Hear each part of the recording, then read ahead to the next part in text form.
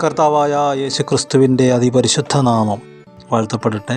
പ്രിയപ്പെട്ടവരെ, ഇന്ന് നമ്മൾ ധ്യാനിക്കുന്നത് യോഹന്നാൻ്റെ സുവിശേഷം 4-ാം അധ്യായം 16 മുതൽ 22 വരെയുള്ള വാക്യങ്ങൾ.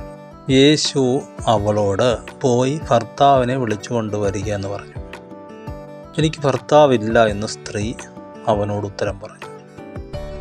എനിക്ക് ഭർത്താവില്ല എന്ന് നീ പറഞ്ഞത് ശരി. 5 ഭർത്താക്കന്മാർ നിനക്കുണ്ടായിരുന്നു. ഇപ്പോൾ ഉള്ളവനോ ഭർത്താവല്ല. നീ പറഞ്ഞത് സത്യം തന്നെ എന്ന് യേശു പറഞ്ഞു. സ്ത്രീ അവനോട്, യജമാനനെ, നീ പ്രവാചകനെന്ന് ഞാൻ കാണുന്നു. ഞങ്ങളുടെ പിതാക്കന്മാർ ഈ മലയിൽ നമസ്കരിച്ചു വന്നു. നമസ്കരിക്കേണ്ടുന്ന സ്ഥലം യെരൂശലേമിലാകുന്നുവെന്ന് നിങ്ങൾ പറയുന്നു എന്ന് പറഞ്ഞു. യേശു അവളോട്, സ്ത്രീയെ, എൻ്റെ വാക്ക് വിശ്വസിക്കാം. നിങ്ങൾ പിതാവിനെ നമസ്കരിക്കുന്നത് ഈ മലയിലുമല്ല യെരൂശലേമിലുമല്ല എന്നുള്ള നാഴിക വരുന്നു. നമുക്ക് വളരെ സുപരിചിതമായൊരു ഭാഗമാണ് സമരിയാക്കാരിയുടെ വിഷയം. ഒരു സ്ത്രീയോട് കർത്താവ് സംസാരിക്കുക, അവൾ പോയി അവളുടെ നാട്ടുകാരോട് പറയുക, കുറേ ആൾക്കാരെ കൂട്ടിക്കൊണ്ടുവരിക, 2 ദിവസം യേശുക്രിസ്തു അവിടെ താമസിച്ച് അവരോട് വചനം പറയുക.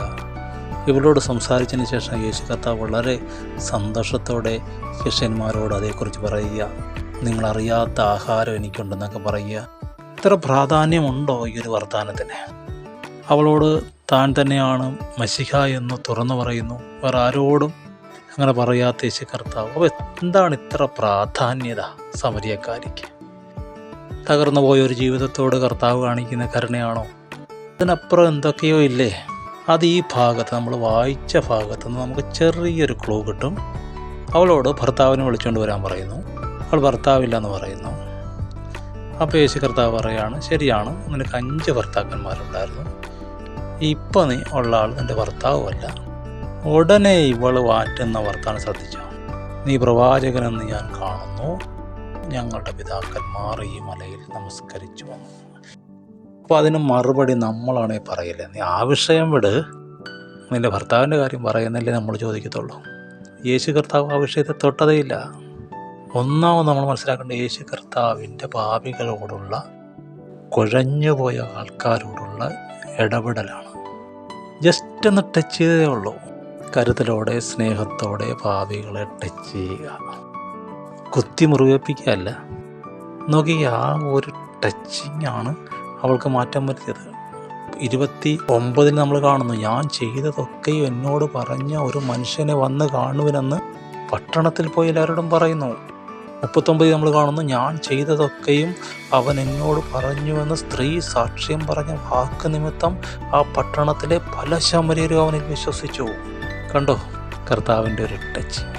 പാപികളെ പാപികളാണെന്ന് താറടിക്കുകയോ എൻ്റെ പേരിൽ അവർക്കൊരു കോംപ്ലക്സ് വരുത്തുകയോ ഒന്നും അല്ല. അതുകൊണ്ടൊക്കെ എന്താ ഉദ്ദേശം? ഒരു മനുഷ്യനെ ഇൻസൾട്ട് ചെയ്തിട്ട് നമുക്ക് എന്ത് കിട്ടും? നമ്മുടെ ലക്ഷ്യം അവരെ പൊക്കിയെടുക്കുക, ദൈവഹിതത്തിലേക്ക് കൊണ്ടുവരിക, യഥാസ്ഥാനപ്പെടുത്തുക. യേശു കർത്താവ് അതിനപ്പുറമാണ് ഇവിടെ ചെയ്തത്. നോക്കിക്കേ, അതുകൊണ്ടാണ് ഇവൾ വിഷയം മാറ്റിയിട്ട് യേശു കർത്താവ് അവളോടൊപ്പം നിന്ന് സംസാരിച്ചത്. അവൾ പറയുന്നതാണ്, ഞങ്ങളുടെ പിതാക്കന്മാർ ഈ മലയിൽ നമസ്കരിച്ചു വന്നു. പിന്നെ എപ്പോഴാണ് ഈ ആരാധന മാറിയത്? പണ്ടൊന്നിച്ച് ആരാധിച്ചുകൊണ്ടിരുന്നവരല്ലേ. എപ്പോഴാണ് മാറിയത്? ഇടയ്ക്കൊരാൾ വന്നത് മോസസാണ്. ന്യായപ്രമാണം വന്നതിന് ശേഷമാണ് ഈ കുഴപ്പമെല്ലാം ഉണ്ടായത്. അതാണ് ഇവൾ പറഞ്ഞതിൻ്റെ അർത്ഥം. ഞങ്ങളുടെ പിതാക്കന്മാർ ഇവിടെ ആരാധിച്ചു വന്നു. നീ പറഞ്ഞല്ലോ നിങ്ങളുടെ ആരാധന സ്ഥലം യെരൂശലേമിലല്ലേ. എനിക്ക് 5 ഭർത്താക്കന്മാരുണ്ടെന്ന് നീ പറഞ്ഞല്ലോ. ഇപ്പം ഞാൻ കല്യാണം കഴിക്കാത്ത ഒരാളുടെ കൂടെ താമസിക്കുകയാണെന്ന് പറഞ്ഞല്ലോ. എനിക്ക് കുറ്റബോധമില്ലെന്ന്, നിയമം എന്നെ വിലക്കുന്നില്ലെന്ന്, എനിക്ക് നിയമമില്ലെന്ന്. കണ്ടോ, സ്വർഗവും, അതായത് പിതാവും ദൂതന്മാരും ആത്മമണ്ഡലവും ശ്രദ്ധയോടെ വീക്ഷിക്കുന്ന ഒരു കൺവെർസേഷനാണിത്. അതാണ് യോഹന്നാൻ 4-ന്റെ പ്രാധാന്യത. യേശു കർത്താവ് ഈ 2 അറ്റവും കൂടെ കൂട്ടിമുട്ടിക്കുന്നുണ്ടോ? യാക്കോബിൻ്റെ ഉറവും അല്ലെങ്കിൽ യോസഫിൻ്റെ ഉറവും യഹൂദയുടെ ഉറവും.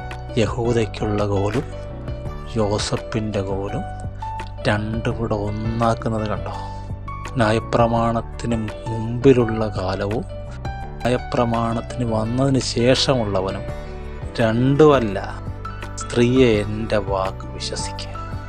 യെരൂശലേമിലുമല്ല ഈ മലയിലുമല്ല, ആത്മാവിലും സത്യത്തിലും പിതാവിനെ നമസ്കരിക്കുന്ന നാഴിക വരുന്നു. വന്നുമിരിക്കുന്നു. അതുകൊണ്ടാണ് താൻ മശിഹ എന്ന് യേശു കർത്താവ് അവളോട് വെളിപ്പെടുത്തിയത്. നമുക്കുള്ള ദൂത് എന്താണ്? പ്രമാണമില്ലാത്തവനാണോ? പ്രമാണമില്ലാത്ത ആരും ഇല്ല സത്യത്തിൽ. എല്ലാവൻ്റെ ഉള്ളിലൊരു പ്രമാണമുണ്ട്. സമുദായസ്ഥനാണോ? അതോ വിശ്വാസിയാണോ? തെറ്റിപ്പോയവനാണോ? വീണുപോയവനാണോ? കർത്താവ് പറയുന്ന ഒരു റെസ്റ്റോറേഷനുണ്ട് ക്രിസ്തുവിൽ. സ്ത്രീയെ, സഭയെ, എൻ്റെ വാക്ക് വിശ്വസിക്കുക. ദൈവം ആത്മാവാകുന്നു. ആത്മാവിൽ സത്യത്തിൽ കാര്യങ്ങളെ കാണുക. ദൈവം കാണുന്നത് പോലെ കാണുക. ബുദ്ധിയേക്കാളും ഹൃദയം കൊണ്ട് കാര്യങ്ങളോട് ഇടപെടുക. സ്നേഹം പാപങ്ങളുടെ ബഹുത്വത്തെ മറയ്ക്കുന്നു. കരുണ ന്യായവിധിയെ ജയിച്ച് പ്രശംസിക്കുന്നു. ക്രിസ്തുവിൽ ആശ്വാസമുണ്ട്. അത് യോസഫ് ഗൃഹത്തിനായാലും യഹൂദ ഗൃഹത്തിനായാലും. യേശുവിൻ്റെ നാമത്തിൽ ഞാൻ അനുഗ്രഹിച്ച് പ്രാർത്ഥിക്കുന്നു. സ്വർഗം പിതാവ് കരുണ കാണിക്കട്ടെ. അതെ, നമ്മൾ പറഞ്ഞ പോലെ തന്നെ ദൈവം നമ്മുടെ അപ്പനാണ്. പിതാവേ, അപ്പ ഒന്ന് വിളിച്ച് അപ്പം തന്നെ പകുതി പ്രശ്നം മാറുക. അപ്പൻ്റെ വീട്ടിലേക്ക് മടങ്ങി വരുവാൻ, അസ്വസ്ഥതയിലേക്ക് മടങ്ങി വരുവാൻ, ആനന്ദത്തിലേക്ക് മടങ്ങി വരുവാൻ സ്വർഗം സഹായിക്കട്ടെ. ആമേൻ.